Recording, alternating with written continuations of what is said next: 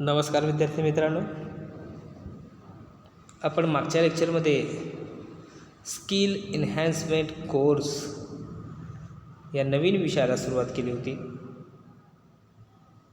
काल आपण introduction, types of organisation या 2 घटकांचा अभ्यास केलेला आहे. आज आपण बेसिक अकाउंटिंग कन्सेप्ट ज्याच्या टॅलीच्या दृष्टिकोनातून आहेत ते पाहणार आहोत. आणि अकाउंटिंगच्या दृष्टिकोनातून हे महत्त्वाचे आहेत. यातला पहिला आहे बुककीपिंग. इयत्ता 11वीमध्ये आपण शिकलो आहोत. Bookkeeping is defined as science and art of recording business and monetary transaction in a set of books. जे ट्रान्झॅक्शन आपण ज्या ठिकाणी नोंद करतो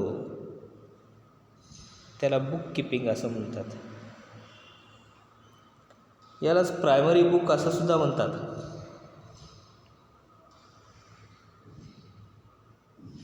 देन दुसरी कन्सेप्ट आहे accountancy.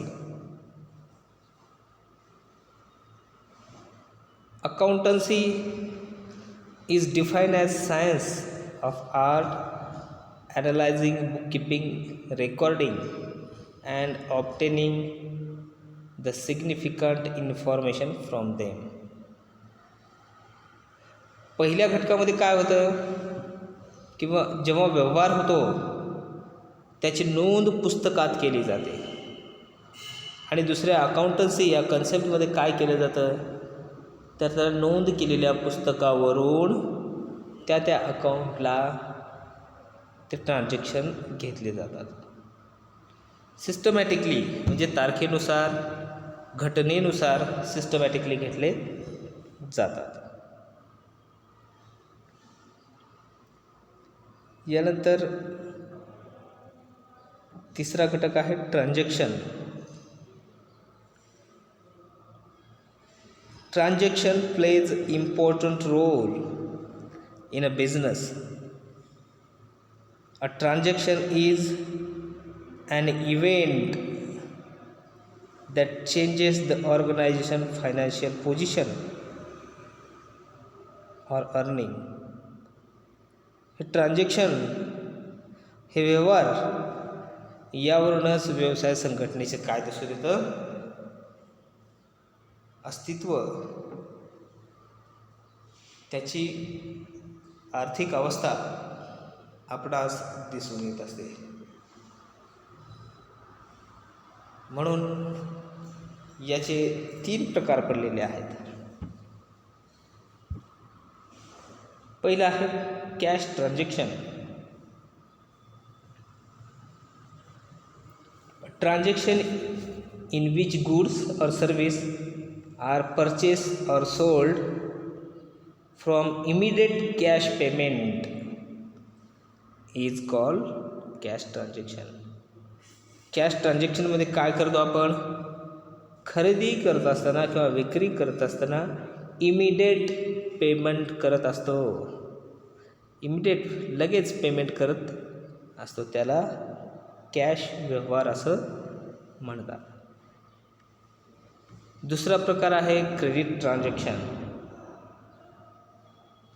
A transaction in which goods and services are purchased or sold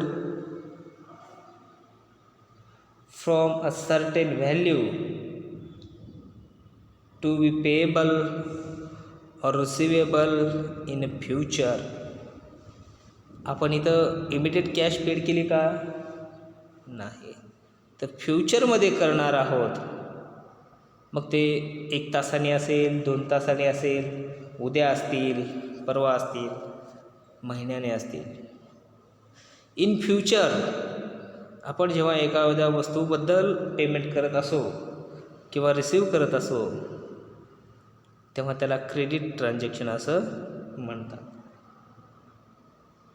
आणि हा तिसरा प्रकार बार्टर ट्रान्झॅक्शन. हा बार्टर ट्रान्झॅक्शन चलन अस्तित्वात येण्यापूर्वीचा हा व्यवहार होता. आता हा नगण्य म्हणजे जवळजवळ अस्तित्वातच नाही असा प्रकार आहे. यामध्ये असं व्हायचं की एक वस्तू देऊन त्या मोबदल्यात दुसरी वस्तू विकत घेतली जायची, कारण त्यावेळी चलन हे साधन नव्हते. मग हे ट्रान्झॅक्शन यामध्ये असं म्हणता येईल, दिस ट्रान्झॅक्शन आर कॉल्ड लेस मनी. हे ट्रान्झॅक्शन कसं आहे, मनी लेस आहे किंवा लेस मनी आहे. यानंतर चौथा घटक आहे कॅपिटल.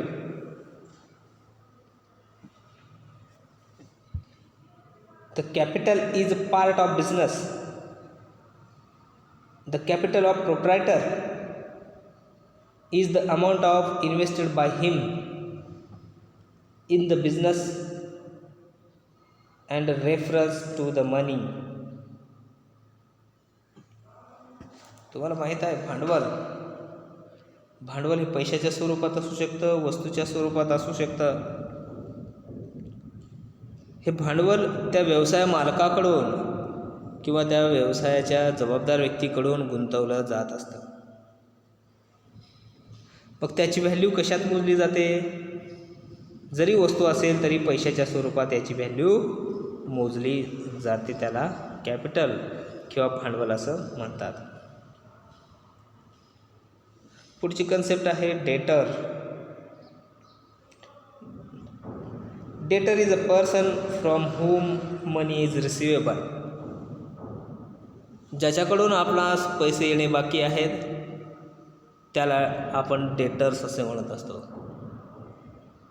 कारण तो आपल्या व्यवसायाची देणी आहे.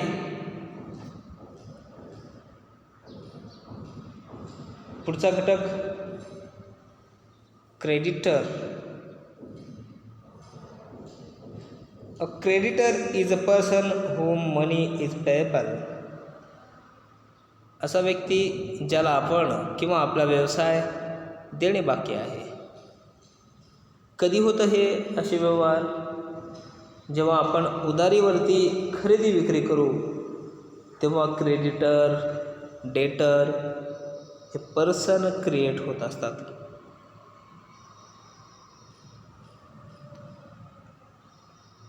यानंतर पुढचा घटक आहे लायबिलिटीज. देणी. Liabilities means a responsibility of a person और अ बिझनेस टू पे. ती जबाबदारी आहे व्यवसायाची किंवा त्या व्यक्तीची की पैसे परत किंवा देणी परत करण्याची. मग ते बँक लोन असेल, आपण उधारीवर केलेला खरेदी केलेला माल असेल, त्याचं पेमेंट करणं हे त्याची जबाबदारी असते. देन पुढचा घटक आहे सप्लायर. यामध्ये असं म्हणता येईल, supplier is a who supplies goods and services for cash on a credit.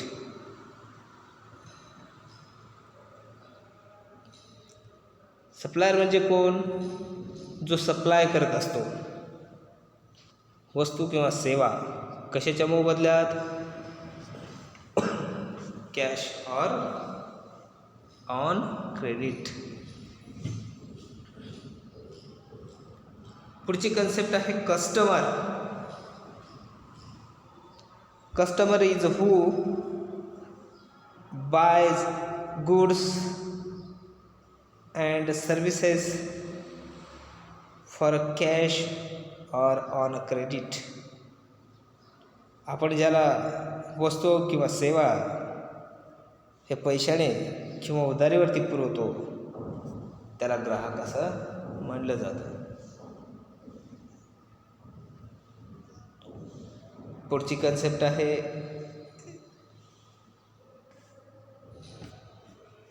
Lenders. Lenders from when you borrow money to finance or business time to time. सावकार. लेंडर्स म्हणजे सावकार. आपण ज्याच्याकडून पैसे व्यवसायासाठी वेळोवेळी घेत असतो त्याला सावकार असं म्हटलं जातं. पुढचा घटक आहे employee. Employee who provides service in exchange of salaries and wages.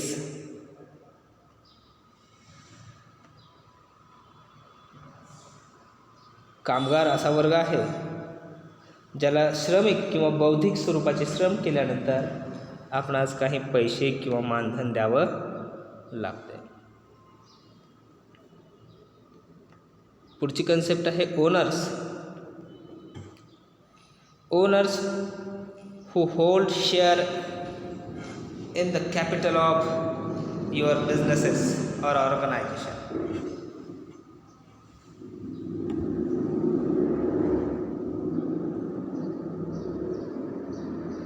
असा व्यक्ती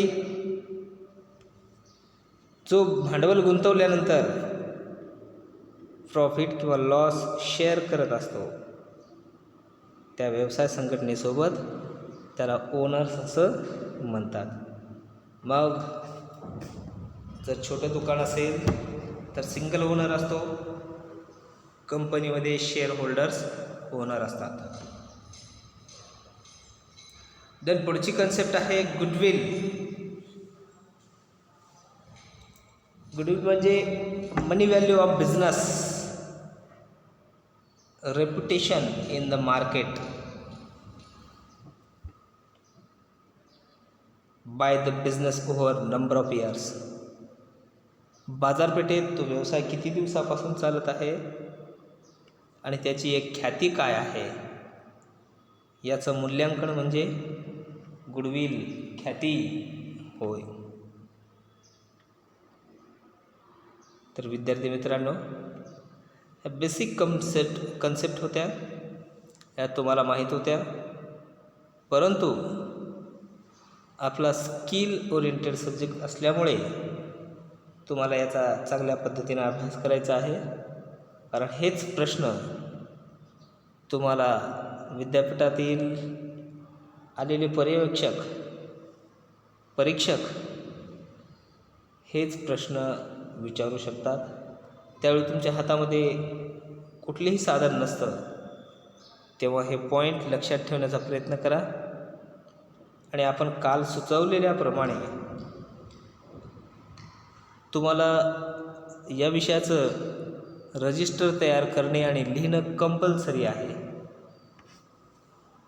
मग तुम्ही परीक्षा द्या अथवा न द्या, तुम्हाला मार्क मेमो हवा असेल तर तुम्हाला ते रजिस्टर लिहावंच लागतं आणि ते सबमिट करावंच लागेल. भेटूया पुढच्या लेक्चरमध्ये. धन्यवाद.